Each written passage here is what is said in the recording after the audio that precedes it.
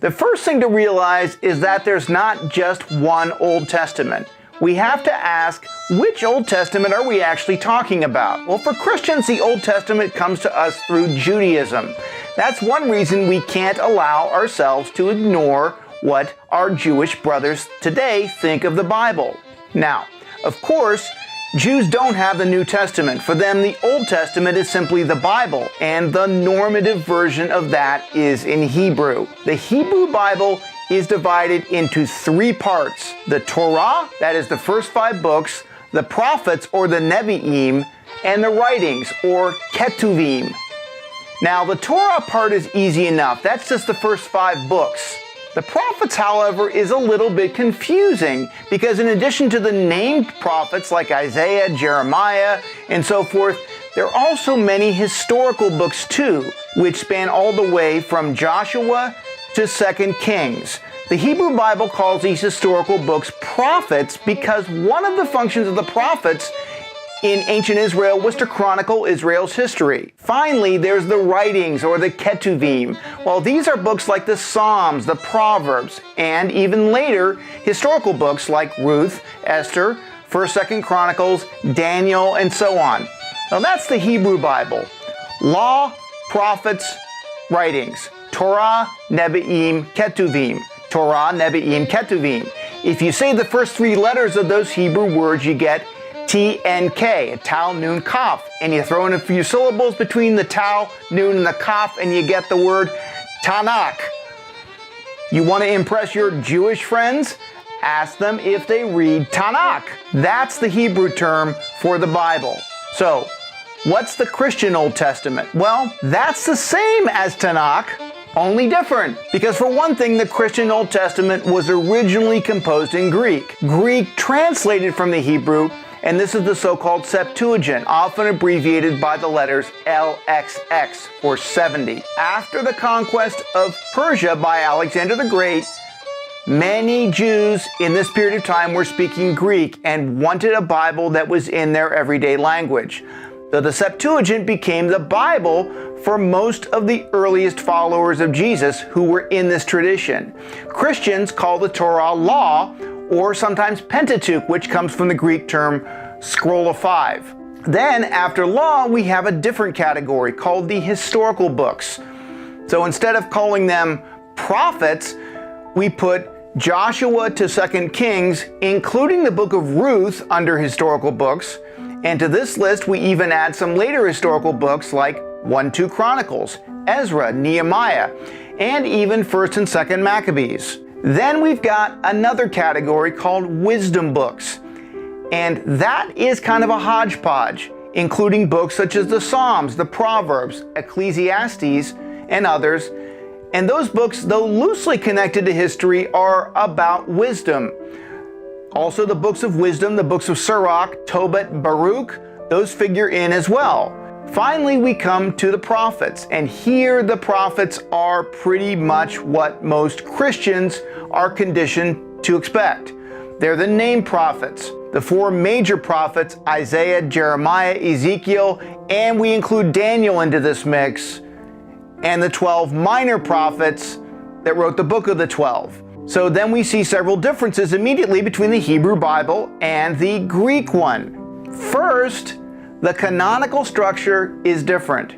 3 parts in Tanakh, 4 parts in the Septuagint. This also leads to a big difference in the canonical order. You see, the Hebrew Bible ends with Chronicles, Ezra, and Nehemiah. Why? Well, from the point of view of the Jews compiling their Bible in the first centuries of the Christian era, there was a strong desire to have the story end with the small number of Israel returning to the law, rebuilding the temple, and living under the Torah as interpreted by Ezra and Nehemiah. The rabbis did not really want to draw attention to later events like the Maccabees or the messianic claims of Jesus Christ, and certainly not the failed rebellion against Rome in 70 AD and again in 135 AD. These were events that had eventually all but destroyed the nation, and so better to have the story end quietly with the return, the people rebuilding and living Torah under Ezra. But where does the Christian Old Testament end? With the prophets. And here the prophets include Daniel as a major prophet. Now remember, the Hebrew Bible doesn't regard Daniel as a prophet at all, but part of the Ketuvim, or writings. But in the Christian Old Testament, he's an important prophet who figures very prominently into how Jesus understands his own mission as Son of Man. And most of all, the prophets end with Malachi, who's the last of the book of the 12. Why? Well, the final prophecy of the prophet Malachi concerns the return of Elijah. And Jesus tells us that this return is seen in John the Baptist. So you see, the Old Testament is really structured in anticipation of the new. The final thing predicted in Malachi becomes the first thing we see in the Gospel of Mark. Third, there is a difference in content as well. Many of the books are the same in Hebrew and Greek, more or less. The most obvious difference is that in the Greek/early Christian canon, there are additional 8 books missing from the Hebrew. Now, I've already mentioned these. These are books like 1st, 2nd Maccabees, Tobit, Judith, Baruch, Wisdom, Sirach. And these books are referred to as the deuterocanonical books, or sometimes as the Apocrypha. Now, these books are absent from the Hebrew Bible, either because they were written late, or they were written in a language other than Hebrew, or they contained a theology and historical memory that was popular with Jews in several centuries BC, but which had fallen out of favor with later rabbis, or some combination of all of those. The story of the Maccabees is a perfect example of this. There are also some differences between some of the books as well. For instance, the Greek version of Jeremiah is much shorter and differently structured than the Hebrew version. By contrast, the Hebrew of Esther is much shorter than the Greek version. Now, curiously, the Hebrew of Esther is the only Bible book not to mention God. Now, God, by contrast, is mentioned repeatedly in the Greek version of Esther, though. The Greek version of Daniel has a great deal of content missing from the Hebrew, including a whole chapter 13 and 14 that are missing from the Hebrew, and an extended Psalm of Daniel that we see in chapter 3. Now, sometimes the traditions between the Hebrew and the Greek are a little different as well. In the Hebrew Old Testament, it's the Reed Sea, or the Yam Suf, that Israel crosses, while in the Greek, it's the Red Sea. In the Hebrew, Joseph gets a long sleeve coat from Jacob, while in the Greek, it's a multicolored coat. Oh yeah, and in the famous battle between David and Goliath, in the Hebrew, Goliath is ginormous. The dude is almost 10 feet tall, while in the LXX, he's described as still a big guy, but a more believable 6 feet 9 inches tall. Which brings us to a big question. Which Bible do Christians use today?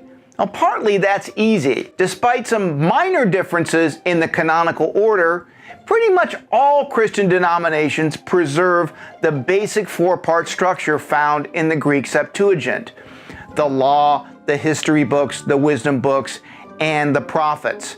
And they maintain the basic canonical order that comes from this. But 2 other big questions remain. Number 1, what about those 7 extra books known as the deuterocanonical books, or the Apocrypha? And what about the language of the Old Testament? I mean, when we go to translate the Old Testament into a vernacular language, this one here happens to be in English, what text should we base this translation on? The Hebrew or the Greek? Debate on these questions is not new, but is actually old, very old, and first emerged between Augustine and Jerome. Augustine regarded the Septuagint as divinely inspired. It was, after all, the Bible that St. Paul read from, as did most of the other New Testament writers. Augustine also favored the deuterocanonical works as works that had been received as scripture by the various churches in antiquity, especially those of the East. For the vast majority of Christians in the early centuries, the Greek Old Testament was the only Old Testament they ever knew. On the other hand, there was Jerome, the first great Bible scholar of antiquity, who had learned Hebrew very well And it really favored this idea of Hebrew truth, the idea that God had inspired the Old Testament in Hebrew words, and so therefore it was these words that should form the source text of all vernacular translations, including the updated Latin translation known as the Vulgate that he was working on. For this reason, it was Jerome who was initially reluctant to include the deuterocanonical works, because they were weakly attested in Hebrew after all, and so they didn't belong to Hebrew truth. Now, to make a very long story short, what we got was a kind of a compromise between Augustine and Jerome. The Catholic Church kept the expanded canon, the deuterocanonicals that Augustine wanted, but Jerome's Hebrew truth won out on the question of source text. When he was translating the Latin Vulgate, Jerome mostly used the Hebrew Old Testament to translate and not the Greek Old Testament. And this set a very important precedent, because after Jerome, the most famous medieval Catholic scholars of the Old Testament, these are people in the West, people like Hugh of St. Victor in the 1100s, the whole school of St. Victor, the Oxford School led by Bishop Robert Grosseteste, Adam Marsh, Roger Bacon, as well as the great Franciscan exegete Nicholas of Lyra. These medieval scholars loved Hebrew truth. The Hebrew language, for them, provided an almost mystical connection to the God who had inspired the Bible, speaking Hebrew as he created the heavens and the earth, parting the sea of reeds, and so forth. It was like a magical telephone to connect with God. Now, in the Renaissance and into the Reformation, the interest in Hebrew only increased. It was enthusiastically embraced by all of the Protestant reformers, Calvin, Luther, Philip Melanchthon, and so forth.